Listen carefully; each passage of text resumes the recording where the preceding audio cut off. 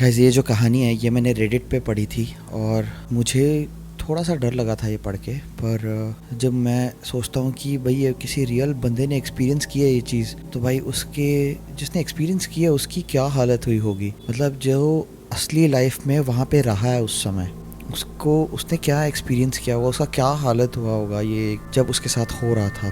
तो बिना ज़्यादा टाइम लिए जो असली कहानी है उसे शुरू करते हैं। भाई, मैं जो तुम्हें बताने जा रहा हूँ ना, वो मैं आज तक किसी को प्रॉपरली नहीं बताया। कैजुअली लोगों को थोड़ा बहुत हिंट दिया है, पर पूरी स्टोरी कभी नहीं। और सच बोलूं तो शायद बोलने की हिम्मत भी नहीं हुई, क्योंकि जो हुआ था वो सिर्फ डर नहीं था, वो कुछ और ही था।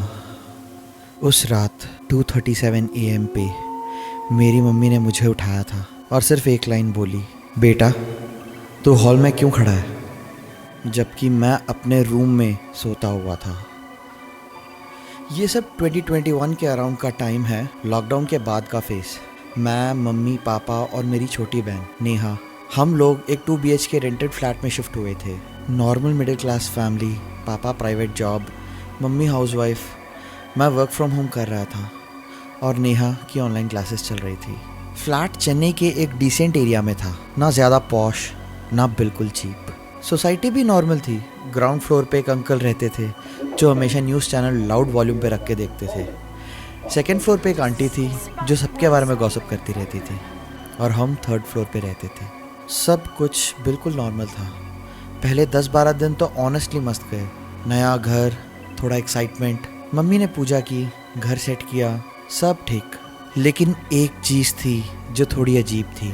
हमारे हॉल का कॉर्नर, जहाँ एक छोटा सा डार्क पैच रहता था, चाहे लाइट ऑन हो या ऑफ। मैंने सोचा लाइटिंग इशू होगा, इग्नोर कर दिया। पहली बार कुछ अजीब हुआ था।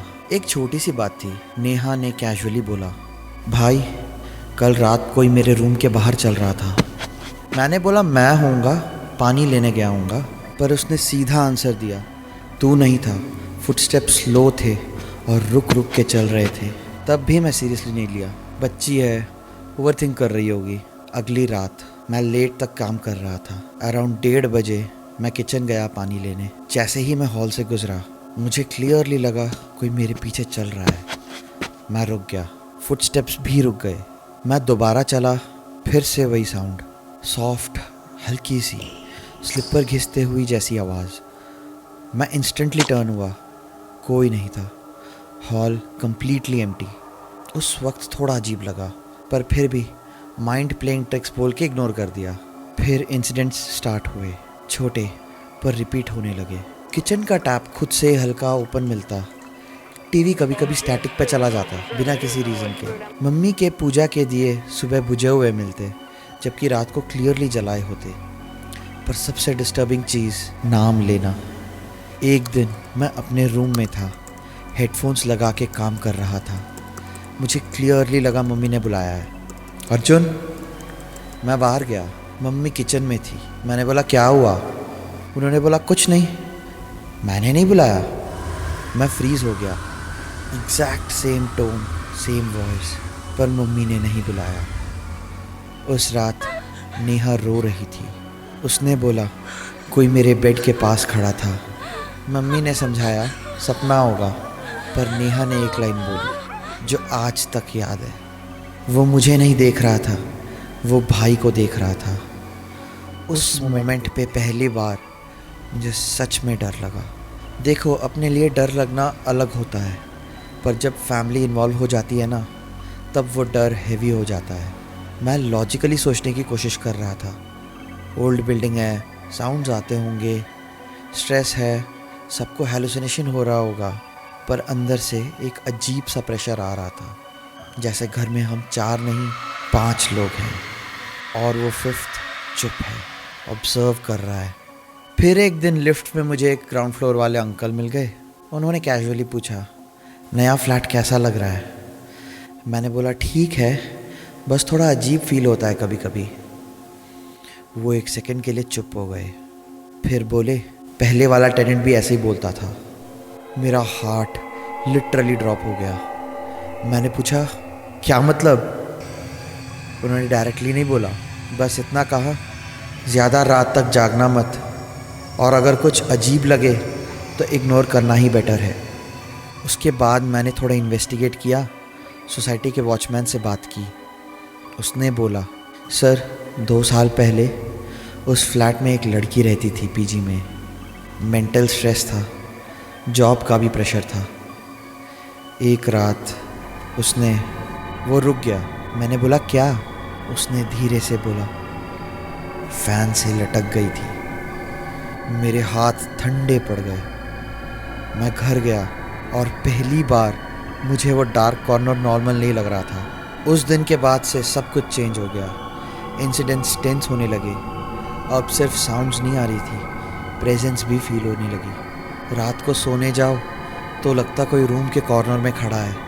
कभी कभी सांस लेने की आवाज़, स्लोली, हेवीली, जैसे कोई रोके हुए हो। एक रात मैं सो रहा था, मुझे फील हुआ कोई मेरे बेड के पास बैठा है। मैं हिला भी नहीं, आंखें खोलने की हिम्मत नहीं हुई, पर क्लियरली फील हो रहा था बेड हल्का सा सिंक हुआ है, जैसे कोई वेट डाला हो। फिर मेरे कान के पास हल्का सा विस्पर, अर्जुन। मैं चिल्लाया, लाइट ऑन की, कोई नहीं था, पर बेड पे एक इंडेंटेशन था, जैसे कि कोई बैठ के गया हो उस पे। अब घर का एटमॉस्फेयर हैवी हो गया था। मम्मी भी चेंज हो गई थी। उन्होंने बोला, सुबह सुबह पूजा करते वक्त मुझे लगता है कोई पीछे खड़ा है। पापा इरिटेट हो गए थे। उन्होंने बोला, सबका दिमाग ख़राब हो रहा है बस। पर पापा के साथ भी हुआ। एक रात 3 बजे पापा बाथरूम जा रहे थे। उन्होंने हॉल क्रॉस किया और वहाँ उन्होंने मुझे खड़ा देखा, स्टैटिक, सीधा देखते हुए। पापा बोले, अर्जुन तू सोया नहीं? कोई रिप्लाई नहीं। पापा इरिटेट हुए, पास आए, और जैसे ही पास आए मैं सीधा मुड़ के बेडरूम के पास चला गया। पापा भी पीछे गए। रूम खोला, मैं बेड पे सोता हुआ था। उस रात पापा ने पहली बार एक्सेप्ट किया कुछ तो है। और फिर वो रात आई जो मैं कभी नहीं भूल सकता। बिजली चली गई थी, पूरे घर में अंधेरा था, गर्मी और कंप्लीट साइलेंस। बस बाहर से कुत्ते भौंक रहे थे। मैं और नेहा हॉल में बैठे थे। मम्मी किचन में थी, पापा बालकनी में थे। सडनली हॉल के उस डार्क कॉर्नर में कुछ मूवमेंट हुई। मैं फ्रीज़ हो गया। नेहा ने मेरा हाथ पकड़ लिया और धीरे से बोली, वही है। मैं देख रहा था, अंधेरा थोड़ा शिफ्ट हुआ, जैसे कोई उसमें से बाहर आ रहा हो। स्लोली एक शेप बनी, ह्यूमन जैसी, पर क्लियर नहीं थी।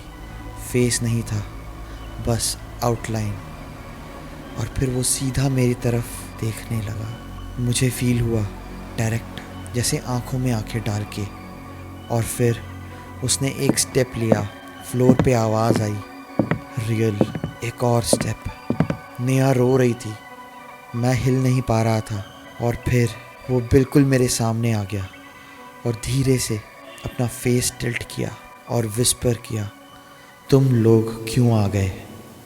लाइट सडनली आ गई, सब नॉर्मल, कोई नहीं, पर नेहा बेहोश हो गई। उसके बाद 1 हफ्ता हम लोग घर नहीं गए। पापा ने नेक्स्ट डे ही घर छोड़ दिया। मम्मी ने एक बार भी पीछे मुड़ के नहीं देखा। नेहा वीक्स तक सोने से डर रही थी। मैं अभी तक नॉर्मल नहीं हो पा रहा हूँ। कभी कभी रात को सेम विस्पर सुनाई देते हैं। और सबसे ज़्यादा डिस्टर्बिंग बात, जब हम शिफ्ट हो रहे थे, मैंने लास्ट टाइम उस फ्लैट को देखा 3rd फ्लोर बालकनी से, और हॉल के अंदर वही डार्क कॉर्नर में कोई खड़ा था। इस बार क्लियर, और वो मैं था। मुझे देख रहा था और स्लोली स्माइल कर रहा था। भाई, अगर तुम मेरी जगह होते ना, तो शायद तुम भी वही करते जो मैंने किया। आज तक मैं रात को अपनी रिफ्लेक्शन अवॉइड करता हूँ, क्योंकि कभी कभी वो मेरे मूवमेंट्स फॉलो नहीं करता। अगर आपको ऐसी ही और असली कहानियाँ सुननी है तो सब्सक्राइब कर लीजिए और लाइक करिए इस वीडियो को, सो दैट कि मैं आपको और ऐसी सच्ची कहानियाँ सुना सकूँ।